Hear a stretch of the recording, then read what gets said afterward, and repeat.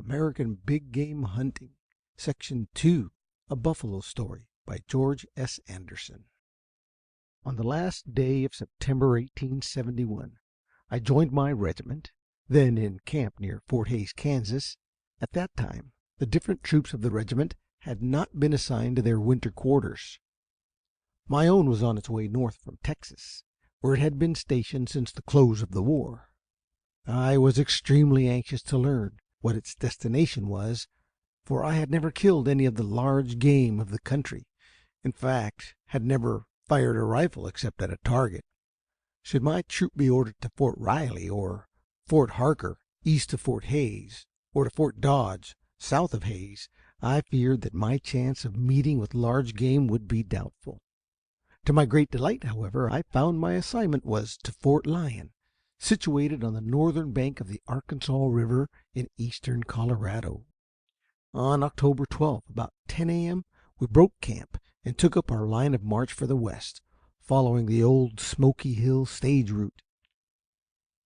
The autumn thus far had been very mild. The great migration of buffalo to their winter range in Texas had not yet begun, and I had some lingering doubts as to whether we might not reach our destination before the head of their column would cross our road. We had only gone about 10 miles from camp, however, when I espied a solitary old bull, and instantly I was all excitement, to the great amusement of my companions. Taking an orderly from the ranks, I put spurs to my horse, and was soon in hot pursuit of this decrepit outcast. This was sport new both to my horse and myself. We were both excited and equally timid.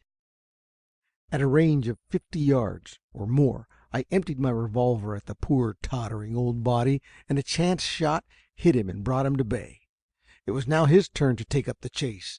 With some difficulty I recharged my weapon, and 1 or 2 more shots brought my first buffalo to earth.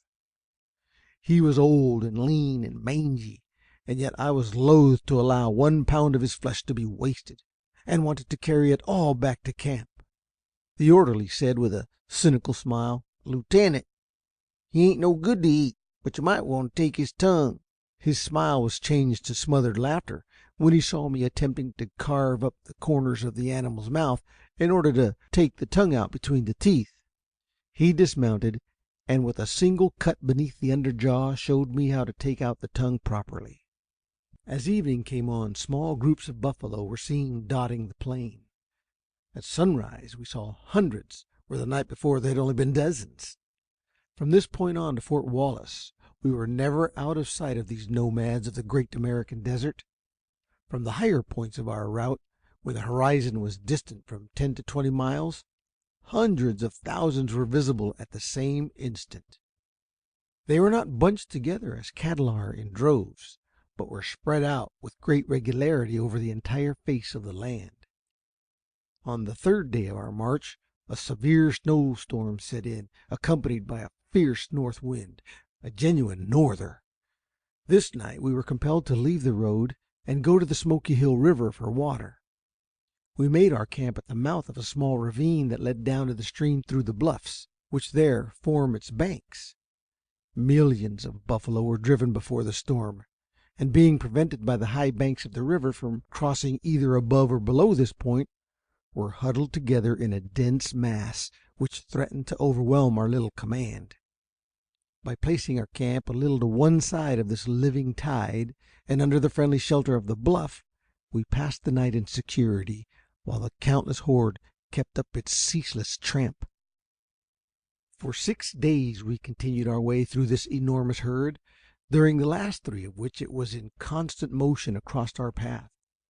I am safe in calling this a single herd, and it is impossible to approximate the millions that composed it. At times they pressed before us in such numbers as to delay the progress of our column, and often a belligerent bull would lower and shake his shaggy head as we passed him a few feet distant. Of course our fare was principally buffalo meat during this trip, and killing them soon ceased to be a sport. The next year, the winter of '72 and '73, this herd, during its southward migration, extended as far west as Fort Lyon, or some 70 miles further west than its route of previous years. It was probably driven to this course by the extension westward of settlements in Kansas and Nebraska. This was the last great migration of the southern herd of buffalo. Millions and millions were killed this season, and their hides and tongues shipped east over the Union Pacific, Kansas Pacific, and Atchison, Topeka, and Santa Fe railroads. And this leads me to the short story I have to tell. The winter had been especially severe. The entire country north of the Arkansas Valley was deeply covered with snow, while the valley itself was comparatively open. The quarters in which I lived faced the south. The yard in the rear of my house was enclosed by a board fence about 7 feet high, and a wide gate afforded means for entrance. One night in the late winter, or early spring, the region was visited by one of those terrific storms for which this section is so justly celebrated.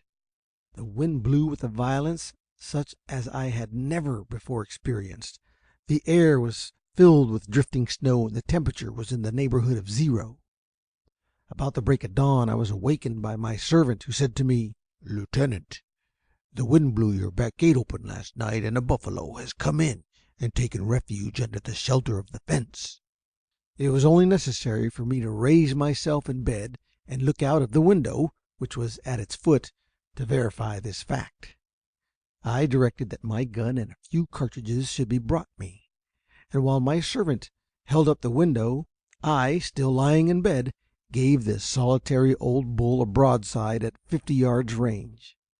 At the salutation he started out through the gate, and before I could reload was out of sight behind the fence. So I rolled over to resume my morning's nap. 2 or 3 hours later word was brought to me that I had killed the buffalo, and that his body was lying about 200 yards back on the plain. I went out to him and took his tongue as my reward. Investigation showed that I had shot him through the lungs, and that he had been able to go thus far before succumbing to his mortal wound. Poor miserable old tramp! He had evidently been driven out of the herd to die, having become a useless member of its society, and in killing him I spared him a few days of further suffering, and scored a record of buffalo killing rarely or never paralleled. George S. Anderson.